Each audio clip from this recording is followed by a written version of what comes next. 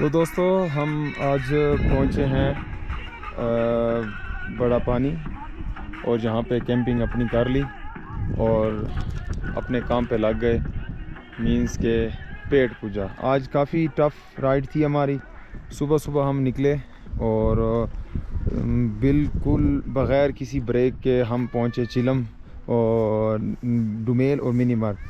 چلم میں تو ہم رکے تھے، تو ادھر سے جیسے ہم نکلے تو بغیر کسی بریک کے ہم وہاں پہنچے اور کافی تیز ڈرائیو کی تاکہ ہم ود ان ٹائم جو ہے وہ یہاں پہ پہنچ جائیں بڑے پانی کے اوپر، کیونکہ ہمارا جو پلان تھا وہ یہی تھا کہ یہاں پہ ہم کیمپنگ کریں گے۔ تو کیمپنگ کرنے کے لیے ہم وہاں پہنچے تقریباً 3 گھنٹے میں۔